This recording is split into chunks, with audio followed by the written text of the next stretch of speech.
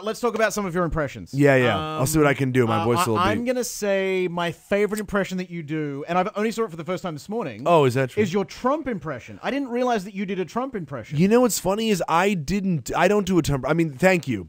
First of all, thank you. Take the compliment. But I didn't do one when that video, they were like, if you do Obama, will you do Trump? And I was like, yeah. And then I kind of sat there. We did the Trump. And then I looked at the film, the guy filming the camera, and go, does that sound like Trump? And they're like, yeah, that's pretty good. All right, cool. And then we went on. We didn't spend any time on Trump. Do you find him fascinating? I do. I think that he is trying to win the greatest reality show in the world right now. Yeah. Do you think he's going to win it? I think he's going to get damn close. I don't think any of those. Here's the thing. Trump is a genius. A genius. How is he a genius? What is it about him that is a genius? I think it's the fact that he just repeats himself over and over and over again to prove a point. Well, yes, that is what it is. It's all based in marketing. So the thing with Trump is when I travel quite a bit, and what I realize is that other countries do so many things better than America. Mm-hmm. But what we do better than anybody is we brand better, than anybody. You look at the show Mad Men, absolutely. That show is genius, and it represents America in a nutshell perfectly. It itself is a brand. It absolutely it actually brought back the martini and Manhattan culture.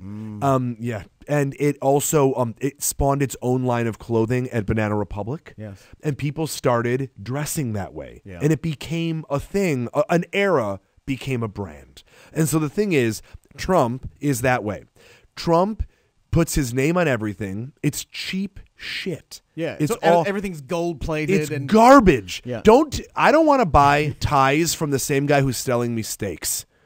You know what I'm saying? Like, that's too much. You're like, unless you are a Costco, which he's not, I can't do that, you know?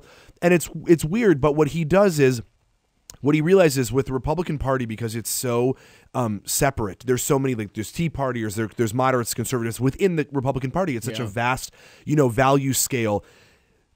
All those initial, the elections that are about is talking points. So when he says the craziest thing, it's the first thing that anybody is saying the next day on the news. Yeah. It's the headline of everything. He has out crazied everybody. Do you think he plans he's crazy? I do. I think that he is not. I don't think that he's going to ask Mexico to build a wall, like any of this stuff. But you have to understand, like Rush Limbaugh, who I do a bit about 4 years ago. Do you know who Rush Limbaugh is? Absolutely. Yeah, of course. Yeah, he is the craziest Bond villain I ever heard in my life. Yeah. He's a genius. He doesn't talk this election because Trump is too crazy. Like, you can't hear too crazy against too crazy, or it's just white noise, which what I call Republicans white noise.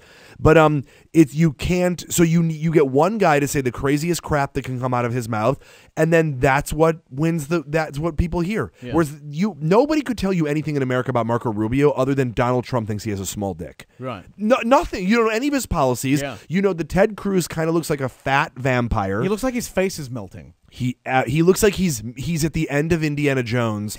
But he only saw a part of the Covenant, the Ark of the Covenant. He just took like a Snapchat of it. Just like a little tiny. Just like, and then he was done. This is where I want to rudely ask you for an impression. Is it rude to ask a comedian for an impression? It's not. My Trump. You're asking me to do my Trump. Yeah. I don't even know that. We'll see if I can do it, Canada. I don't even know. Here's the deal. First of all, I'm gonna be huge. We're gonna win. We're gonna be so fucking tired of winning. Let me say something, okay? I'm gonna take a bomb. I'm gonna kill all the terrorists, all their families. It's gonna be huge. We're gonna go in there. We're gonna bomb them, and then when we're done, we're gonna make Mexico clean it up because that's what they do. They're out in the yard right now. That's spectacular.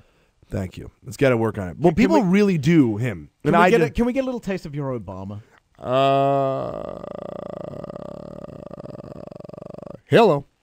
He has that, like, I would say, he's like an old dial-up, like, yes. like a modem. Yeah. Obama is like a like modem. That, is his thought? He's to allow the thought. He's so eloquent, and his pausing, like Trump, he sort of talks around it. It kind of goes off on. Whereas Obama, he knows exactly what he's going to say when he says it. Yeah. He doesn't have that kind of, he's never looking for words, but in that break, he's formulating. Yeah. the exactness. That's amazing that you sort of look at that and dissect it. It's incredible. Well, you know what? It's all about their breathing. Yeah. That's what I do. That's how I figure out an impression is you got to feel out how a man breathes. Are you just watching videos over and over and over again? And just over and over and over again. It's or MP3s in my car. I actually have them. I have Bluetooth, and so I listen. And you just listen to speeches and them talking? Speeches and them talking. And do you ever try and talk along with it? And I do, to see if I can do it. That's how I was working on Robert Downey Jr. for such a long time, and I listened to, let me see if I can even do it. They say the best weapon is the one you never have to fire. I respectfully disagree. I prefer the weapon you only have to fire once. It's how Dad did it. It's how America does it. And it's worked out pretty well so far. And I've heard that speech so many 200 times. Well, I appreciate you coming by the show tonight. Thank you, dude. It's been an absolute pleasure to have you here. For me as well. And enjoy your time in Vancouver. Thank you so much. Jonathan Kite, thank you. Thank you.